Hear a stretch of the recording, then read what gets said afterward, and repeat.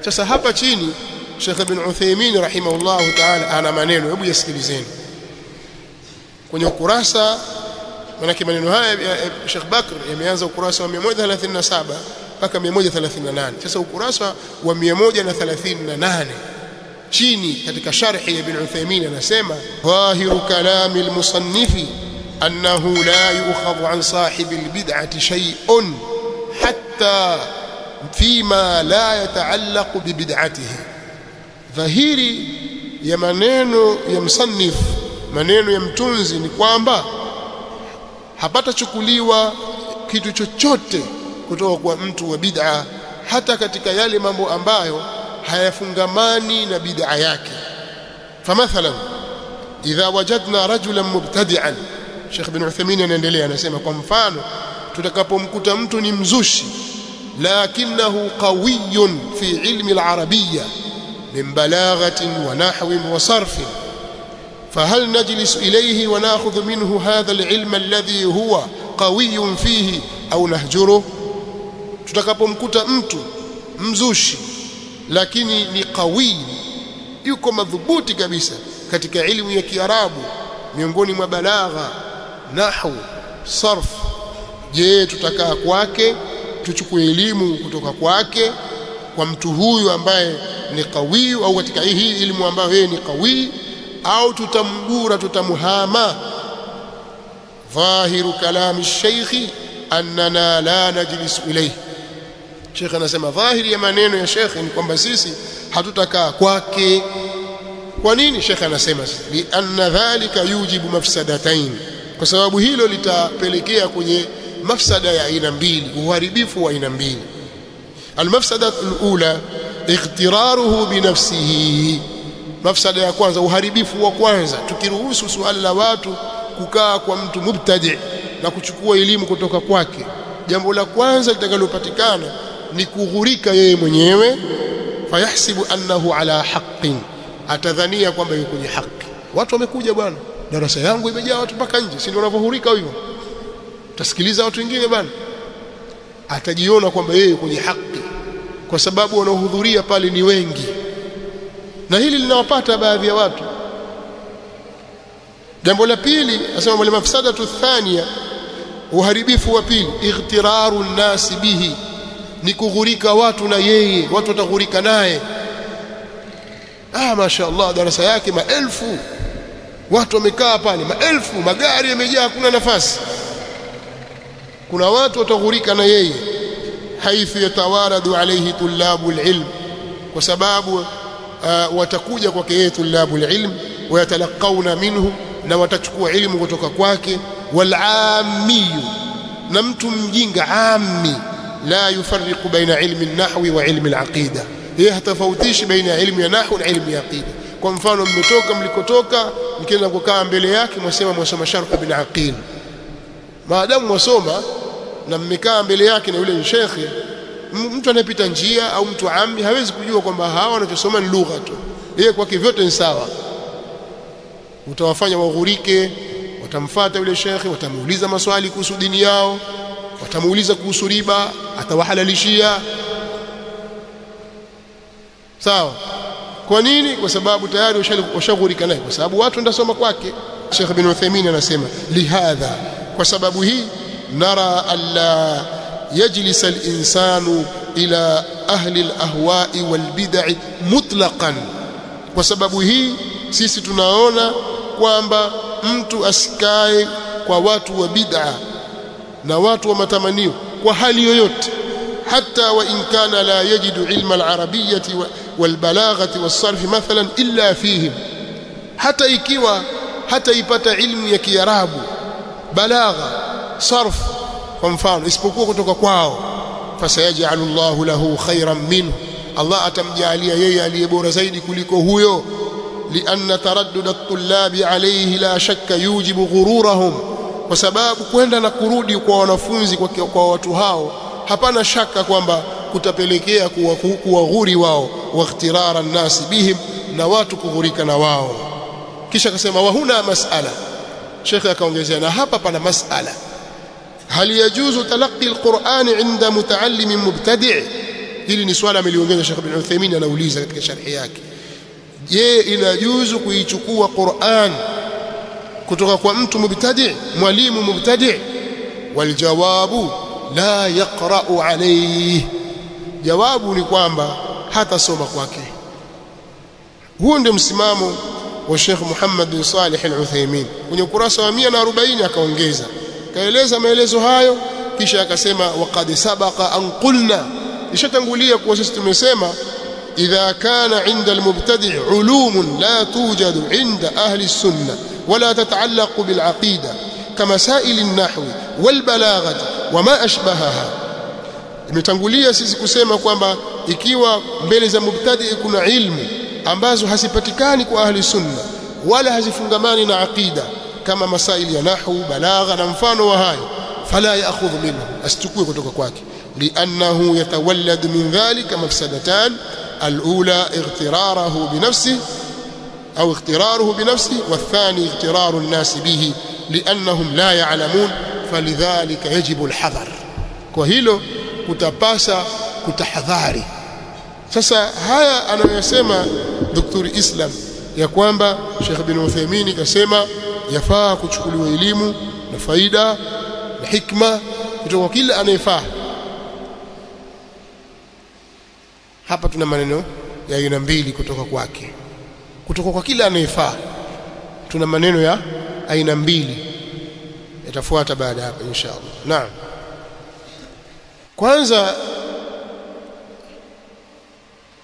kwa utafiti wetu mdogo, labda ni wito mdogo au haraka haraka, haya maneno si maneno ya Ibn Uthaymeen,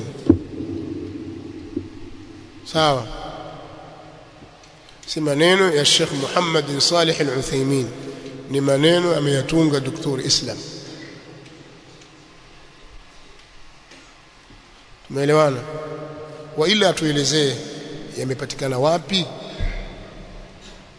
kayatoa wapi? Yeye anasema kuna, andika pale kwenye YouTube kule, andika au andike Ibn Uthaymeen na hadithi ya Abu Huraira.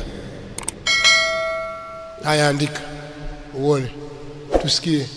Hilo moja. Jambo la pili, ikiwa amesema kwamba yafaa kuchukua elimu kwa kila anayefaa, je, shetani yafaa? Kama kweli maneno yake ndio kwamba uchukue elimu kutoka kwa kila, inajuzu kuchukua elimu kutoka kwa kila anayefaa, shetani yafaa? Hebu tuambie leo, shetani yafaa kuchukua elimu kutoka kwake? Waambie Waislamu kwamba jamani, yafaa. Kama una kilinge chako cha shetani, nenda kasome kwa shetani.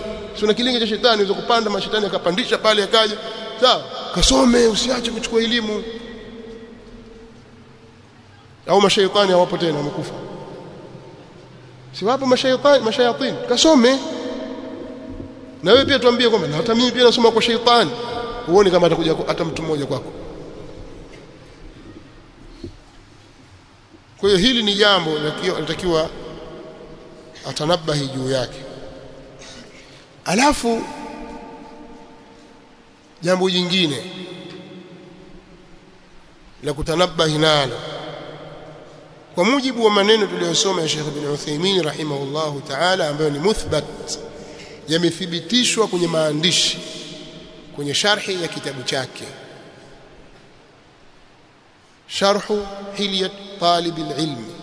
Ukiyatazama maneno haya, Sheikh Ibn Uthaymeen rahimahullahu ta'ala anakwenda sawa na msingi uliowekwa na wanawazuoni wa ahli sunnati wal jamaa, ya kwamba la yajuzu akhdhu al-ilmi an ahli al-ahwa'i wal mubtadi'a, haifai kuchukua elimu kutoka kwa watu wa bid'a na watu wa matamanio. Huu ndio msingi walionao as-salaf tangu hapo zamani hadi leo, na ni msingi umejengwa juu ya, yani ni maneno yamejengwa juu ya msingi madhubuti, msingi imara. Wakati wa kuchekecha na kuyachakachua haya maneno, ikawa wewe unachuja maneno hivi, waona kwamba ni maneno yapi yanafaa kufanyiwa kazi hasa kwa wakati tulionao. Mimi ningezungumza maneno kwa kirefu, lakini wakati hautaturuhusu. Labda nimuulize maswali machache tu. Ya maswali itakuwa itarahisisha mambo mengi katika mazungumzo yangu, na yeye pia atamrahisishia katika kujibu kama ataona kujibu au kuna mtu ataka kumjibia mathalan. Kwa mujibu wa fatwa uliomzushia Sheikh Ibn Uthaymeen rahimahullah ta'ala, jambo la kwanza unaweza kutuletea mahali ilipo fatwa hiyo? Kama waweza fanya. Lakini jambo la pili, je, unataka kuwaambia waislamu kwamba miongoni mwa mashekhe wa Abu Huraira ni shaytanur rajim? Kwa tukitaja pale orodha ya mashekhe ambao walimsomesha Abu Huraira na Abu Huraira alichukua ilmu kutoka kwao, mfano ukitaka kuandika tarjama ya Abdurrahman bin Sakhr ad-Dawsi Abu Huraira, miongoni mwa waliochukua kutoka kwake utataja pale Said bin Abi Said al-Makhburi, fulani utawataja. Na katika wale ambao Abu Huraira amechukua kutoka kwao ar-Rasul sallallahu alaihi wasallam wa shaytanur rajim, si ndio hivyo? Sema. Jambo jingine, kama ikiwa sahaba Abu Huraira radhiyallahu ta'ala anhu alichukua ilmu kutoka kwa shaytan, na kusudia ile hadithi maarufu sikuisoma hapa, lakini kisa kilivyo kwa ufupi ni kwamba Mtume sallallahu alaihi wasallam alimpa kazi ya ulinzi Abu Huraira ya kusimamia mali ya sadaqa, yani mali za zaka zile, chakula na kila kitu kimeletwa pale. Abu Huraira, wewe linda hapa. Wakati yuko kwenye lindo analinda, akaja mtu, yeye hakujua kama ni sheitani, aona ni mtu haya, anakuja aanza kuiba pale, achukua vitu, anajepa, aiba. Abu Huraira kumkamata na kupeleka kwa Mtume. Hapana, usinipeleke mimi, nina watoto wadogo, mimi nina hivi. Akalia. Abu Huraira akamwonea huruma, akamwachia. Abu Huraira asubuhi akamweleza Mtume sallallahu alaihi wasallam, jana usiku alikuja mtu kadha, nikamkamata, lakini kalalamika na watoto na hivi na hivi, nikamwachia.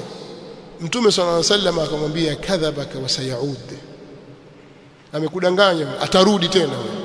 Kwa hiyo Abu Huraira sababu ikawa na yakini kwamba atarudi kwa maneno ya Mtume sallallahu alaihi wasallam. Usiku wa pili Abu Huraira akawa anasubiri, kwa sababu kashaambiwa atarudi. Mara huyo mzee na mkoba wake atakuja kuchota tena, hivi kakamatwa. Wewe vipi? Mimi nina watoto, mimi nina hiki nina shida na ufakiri, na kupeleka kwa Mtume, au usinipeleke mimi, sirudi tena, lakini na watoto. Huruma ikamwingia, akamwachia. Akamweleza tena Mtume sallallahu alaihi wasallam, akamwambia, amekudanganya, atarudi huyo. Kweli usiku wa tatu amekaa msubiri huyo, huku na huku, kakamatwa tena. Sasa akamwambia, leo sikuachii na kupeleka kwa Mtume sallallahu alaihi wasallam. Hapana, niachie mimi, nitakufundisha mimi jambo. Ukisoma hiyo aya, kuna aya ukiisoma wewe, hata kukurubia wewe shaitani, Allah ataendelea kukulinda wewe usiku kucha, na wala shaitani hata kukaribia mpaka utakapopambazukiwa na asubuhi. Ayatul Kursi, Allahu la ilaha illa huwa al-hayyul qayyum, Allahu la ilaha illa huwa al-hayyul qayyum, ila akhir al-aya. Abu Huraira akamwachia. Mtume sallallahu alaihi wasallam alipokutana na Abu Huraira asubuhi, akamwambia, amefanya nini yule mateka wako jana? Akamwambia, Rasulullah, nimemkamata, lakini akasema hivi na hivi, na akanambia, akanifundisha, akanambia aya sawa, kwamba nikiisoma Allah atanilinda na shaitani hatanikaribia mimi. Mtume sallallahu alaihi wasallam akamwambia, sadaqaka wa huwa kadhub, amekwambia kweli wewe, lakini yeye ni mwongo. hiyo ni khulqa yake na tabia yake kusema uongo. Haya maneno ni ya kweli. Sawa, mimi nataka niwaulize nyinyi katika misingi ya elimu ya hadithi, haya maneno ya Mtume sallallahu alaihi wasallam na haya mafunzo ambayo yamepatikana hapa ni mafunzo ya sheitani au ni mafunzo ya Mtume sallallahu alaihi wasallam? Na kwa mujibu wa kanuni za kielimu, hadithi ya aina kama hii yaitwaje?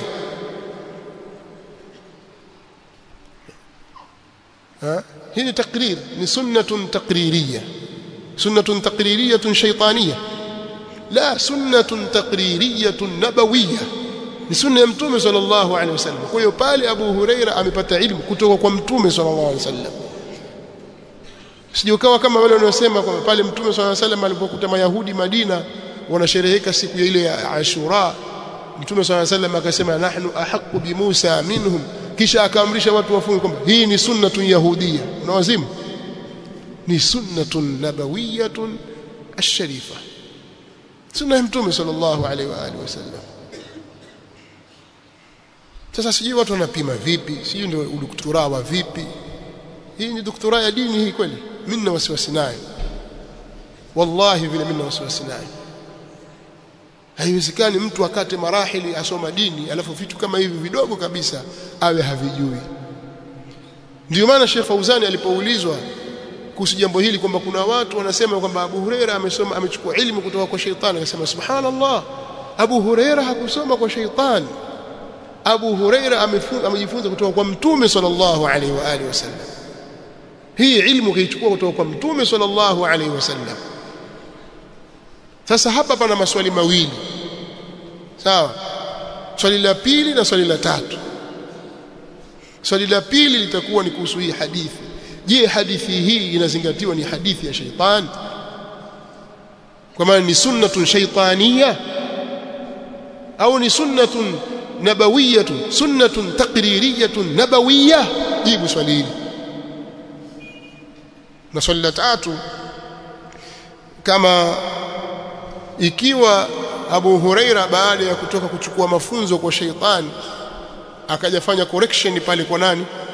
Kwa Mtume sallallahu alaihi wasallam, na akafanya tashihi ya maalumati yake, Mtume akamsahihisha kwamba hili la kweli na huyu ni muongo.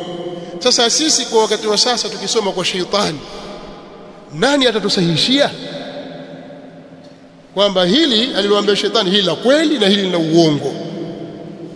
Au itakuwa yote sadaqaka wa huwa kadhub? Kila atakalosema shaitani ni sadaqaka wa huwa kadhub. Hamjanielewa bado? Ikiwa Abu Huraira radhiyallahu ta'ala anhu alilolichukua kutoka kwa nani? Kwa huyo shaitani, kwamba amebeba ilmu kubwa, sasa akaipeleka kwa Mtume sallallahu alaihi wasallam, Mtume akamsahihisha.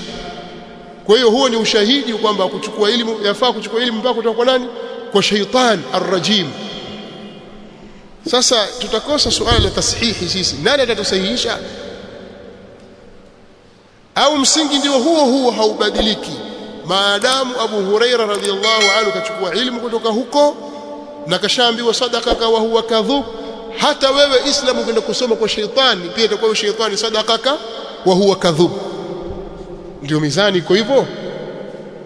Waambie watu kama ndio hivyo, chochote atakachokuambia shaitani basi ni sadaqaka wa huwa kadhub. Uone kama watu hatakwenda motoni. Mnaelewa? Sasa shaitani ana awan, ana junud, ana wasaidizi, ana jeshi lake katika watu wa batil, min al-kafarati wal-fajara wal-fasaqa wal-mubtadi'a, ana jeshi lake, na kazi yao yad'u hizbahu liyakunu min ashabi as-sa'ir. Sawa? Kama ndio hivyo, nitakuwa na maswali mengine mawili sasa nadhani. Swali la kwanza, je, ni mwanawachuoni gani wa Kiislamu, mwanawachuoni yupi wa ahli sunnah wal jamaa alifanya istinbat na akatoa fawaid katika hadithi hiyo kwa mapito hayo uliyopita wewe? Nitajie mmoja tu, kwamba hadithi hii ambayo iko katika vitabu vyenye kutegemewa vya Kiislamu, vitabu vilivyoshereheshwa na maelfu ya wanawazuoni.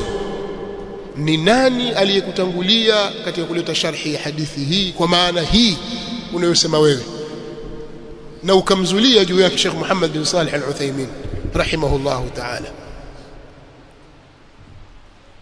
Kama yupo mwanachuoni yote mtaje na yataje maneno yake kwamba al-Imam al-Qurtubi ameeleza kwamba wa ala hadha fa innahu yajuzu akhdhu al-ilmi an ash-shaytan. Mfano maneno kama haya kwamba yajuzu, sawa, tuambie.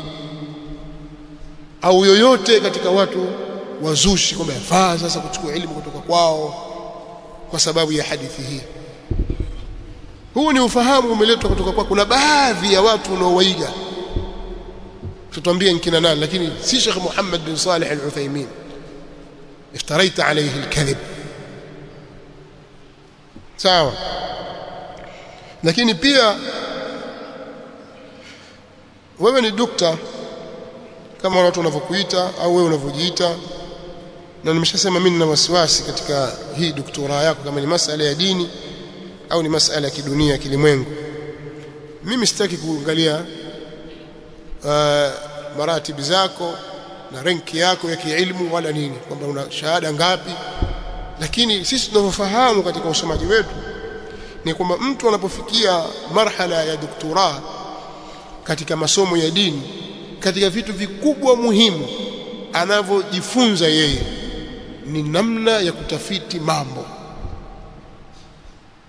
Kitu kikubwa kabisa wanachojifunza katika marahili hizi, ukishaingia katika marhala ya magister, mtu kufanya master au kwenda doktora, vitu vikubwa wanavyojifunza ni kujifunza namna ya kufanya utafiti katika mambo. Kwa hiyo utafiti wake hauwezi kulingana na mwanafunzi anayesoma marhala ya thanawiyya, aliyemaliza thanawiyya, na pengine akamzidi hata aliyemaliza marhala ya jamia. Uhalisia uko hivyo. Pengine tutaona dakatira wanaofanya buhuthi zao na maneno yao wanayozungumza. Sasa ikiwa wewe ushavuka umekwenda kwenye marhala hiyo katika jambo la dini, mbona hii athari ya jambo hili sisi hatulioni kwako? Zile kanuni za utafiti hujafuata hata moja. Kwa nini hukuyakusanya maneno ya Sheikh Muhammad bin Uthaymeen na kwa kanuni za kiutafiti ili umnasibishie mtu msimamo za kuambia fuatilie maneno yake? Kuna masala tatabbu ya kalami al-musannif kama au kalamu alladhi yunsab ila yu'za ilayhi al-kalam, yule ambaye maneno huegemezwa kwake. Lazima utafiti uangalie amesemaje mahali fulani, je hapa na kauli gani, je kauli, alafu ufanye uoanishe ile maneno yake, kuna hili, je hapa aliposema hapa, je haya yametangulia, haya yamekuja baadaye, haya ya zamani, haya ni mapya, kama kuna kugongana. Kwa nini ukufuata utaratibu huu hata kidogo? Doktora hiyo ya vipi? Mimi na wasiwasi hao jamaa watakiwa mchunguze katika hili, la sivyo atawapoteza. Tusighurike sisi na maneno tu. Watu wamonea wivu yule, watu wamfanyia hasadi wale kwa sababu ana doktora ya nini? Wivu wa vipi? Ikawa kila anachokisema basi watu wamfanyia hasad. Kwa lipi? Kwa utafiti huu wa kitoto wa kijinga. Mwanafunzi wa thana hawezi fanya hivi. Kwa hiyo kwa nini hakuyakusanya maneno ya Ibn Uthaymeen?